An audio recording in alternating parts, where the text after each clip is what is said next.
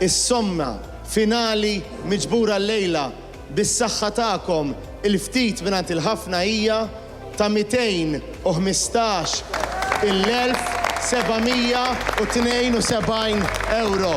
Grazzi, grazzi u grazzi minn qalbi. Din kienet is-somma miġbura fil-maratona ġbir ta' fondi li organizza l-Partit Nazzjonalista matul il-jum tal-Ħadd. Maratona li matul eluf ta' Maltin u Għawċin taw l-appoġġ finanzjeru tagħhom biex il-Partit Nazzjonalista jkun jista' jkomplu bil-ħidma tiegħu sabiex il-poplu Malti jkollu kwalità ta' ħajja aħjar. F'intervista li saritlu waqt il-maratona l-kap tal-Partit Nazzjonalista Bernard Grech qal li ta' kuljum jiltaqa' ma' nies li huma arrabjati għall-Gvern Laburista għal mod kif abbanduna ħafna nies li jinsabu f'diffikultà u abbanduna l-kwalità tal-ħajja ta' pajjiżna. Bernard Grech qal li l-Partit Nazzjonalista se jibqa' jaħdem favur il-poplu Malti u Għawċi kollu u jwiegħed irġulija u ġenwinità.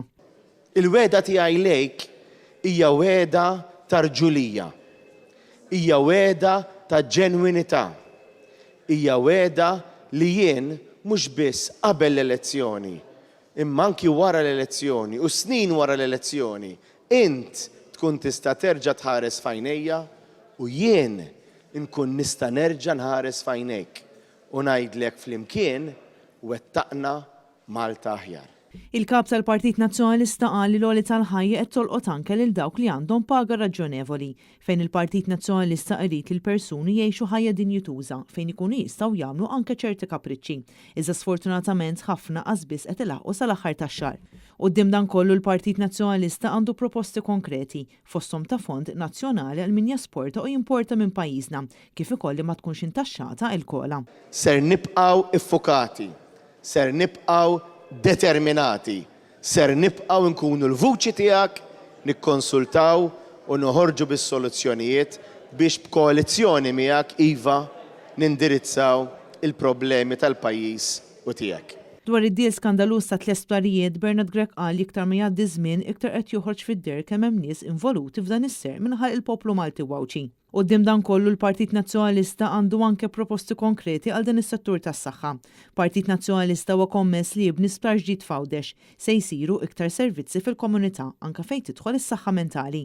Se jkun qed jibni sptar mentali ġdid f'inħawi ta' Mater Dei u jara li dejjem ikun hemm il-mediċina li għandhom bżonn il-pazjenti. Għax inti jixraqlek l-aħjar, jixraqlek l-aqwa servizz u jtuk l-aqwa servizz illum in-nurses u t-tobba l-konsulenti imma aħna għaliex aħna mhux biss nemmnu fihom imma aħna nittrattawhom tajjeb, irridu wkoll li anke n-nurses, il-ħaddiema, it-tobba l-konsulenti ikollhom pagi aħjar għaliex hekk jixraq lil min aħna jkollna bżonn fl-elt, fil-mart, fit-tbatijiet tagħna.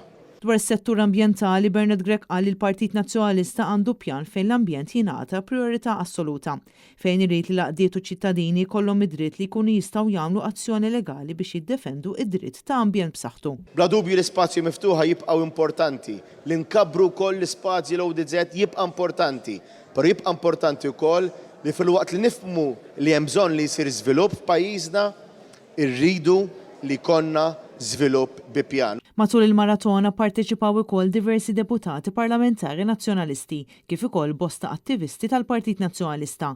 Tkellmu wkoll is-Segretarju Ġenerali tal-Partit Nazzjonalista Michael Piccinino kif ukoll is-Segretarju Eżekuttiv Organizzattiv Stefan Caruana li l-koll wassu l-appelli tagħhom sabiex kulħadd jingħaqad mal-Partit Nazzjonalista u jsemma leħnu sabiex il-poplu jkun jista' jgħix ħajja aħjar.